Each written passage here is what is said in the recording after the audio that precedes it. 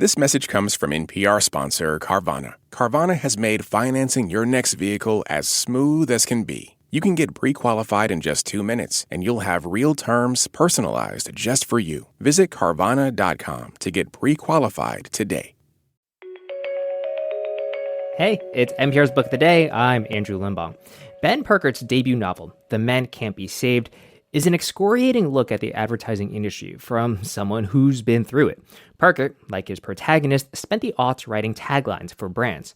Now, obviously, writing about advertising is going to draw comparisons to Mad Men. And Purkert makes no bones about his inspirations. He says in this interview with NPR's Sacha Pfeiffer that he and his colleagues would talk about the show every week on Monday after it aired. And he says what would strike him would be looking at what hasn't changed since the 1960s, whether we're talking about the patriarchal structure of advertising companies or men and our inability to look inwards. How does AI even work? Where does creativity come from? What's the secret to living longer?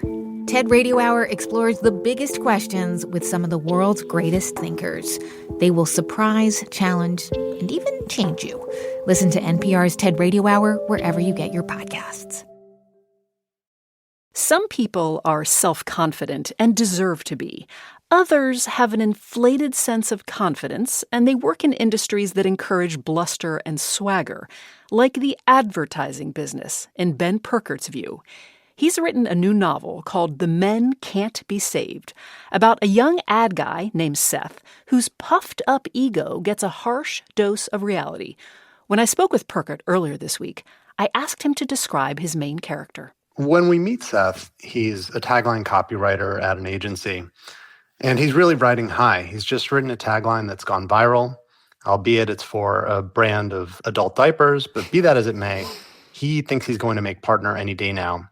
And then pretty quickly it becomes clear that he has vastly overstated his own achievement, and he's headed for a pretty serious downward spiral. We should note that you personally have experience in marketing branding, so to some degree, to a great degree, you're writing with some first-person experience. Tell us about your professional background. So my first job out of college was working as a tagline copywriter, a lot like my main character. And I started right when the show Mad Men debuted in 2007. It was a really exciting time to work at an agency. It felt like there was a lot of social capital, there was a lot of attention. And then the next year, the Great Recession hit. And suddenly, a lot of my friends, a lot of my coworkers were being laid off. It was a hard time, but it was also revealing insofar as it pulled back the curtain a little bit. And it was painful to see how an industry that is so much about image suddenly was struggling in this really deep way. It's interesting you mentioned Mad Men, because I thought of that as I was reading it, and I found myself thinking, is this meant to be the 2020s version of Mad Men, a updated, novelized version? Although one of my colleagues thought it felt like the anti-Mad Men. Where do you feel it fits in that canon? Ooh, that's interesting. You know, I think it certainly was inspired in many ways by the show. My coworkers, when that show aired, what we would do is, I believe it was on Sunday nights, and then on Mondays, we'd come into the office, and that was the first thing we'd want to discuss. And we would talk about it in two ways. The first was, look at everything that's changed from the 1960s to today.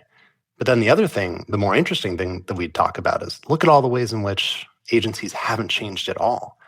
Culturally, so many of the things from that show remain the same, for better or worse.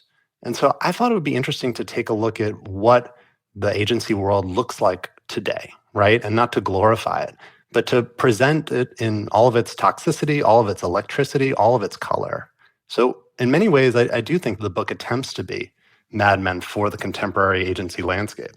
The book, as we said, the title has men in it. The Men Cant Be Saved. And some of the marketing of the book has talked about it illustrating toxic masculinity. I find that term a little trendy in a way I don't like, a little eggheady.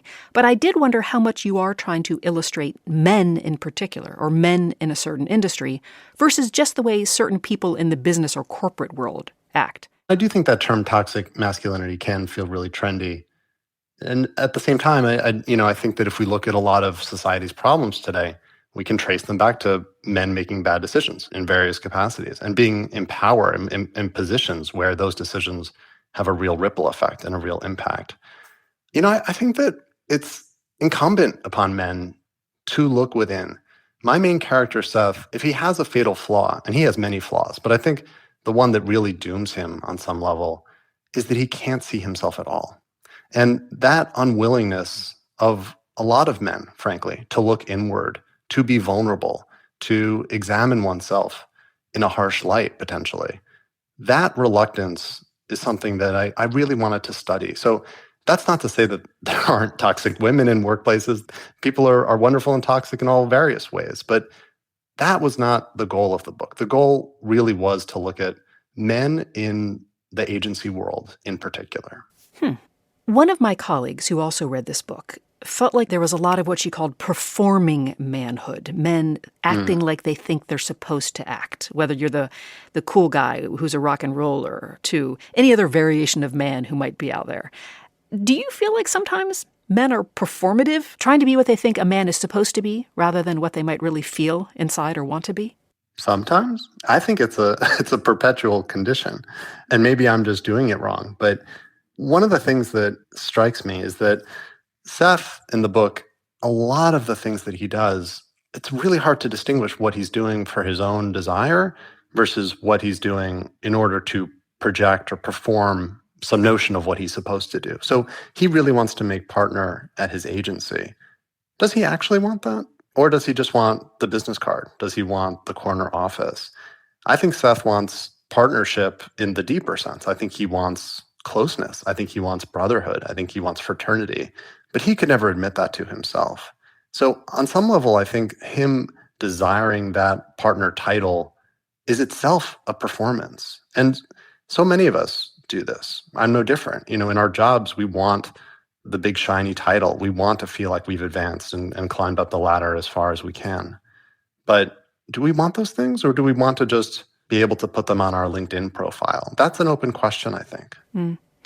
Going back, Ben, to your own history working in the branding marketing industry, was there a specific moment where you realized this could become a novel? Or was it observations over time that made you realize you had a book in you based on your work experience? So because I started the job around the Great Recession, that experience of coming to work and seeing desks that had been full of family photos, full of creative that we'd printed out, suddenly Windexed clean, and a person's history at the agency just wiped away on a Monday morning because they'd been laid off. That was not a moment where I said to myself, ooh, I've got an idea for a novel.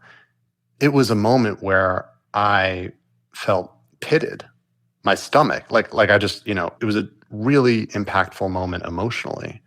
I was lucky. I was so junior at the agency, I was effectively too cheap to fire. No one barely knew that I was there. But for friends and colleagues of mine, losing that job, it meant losing their identity, because to work at the agency was such a huge part of who a person was.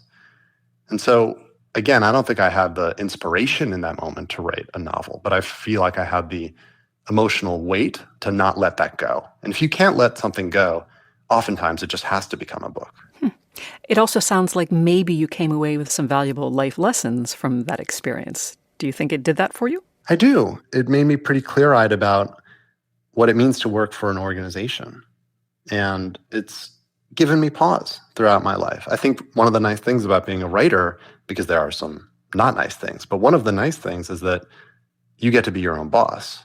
So I can be as hard on myself as I want, but at the end of the day, I know that my desk is not going to be Windexed the next day I come to it. Whereas working for an organization, a company, they decide maybe when they're done with you and what your value is. I think so. That's Ben Purkert. His novel is called The Men Cant Be Saved. Thank you for talking with us. Thank you.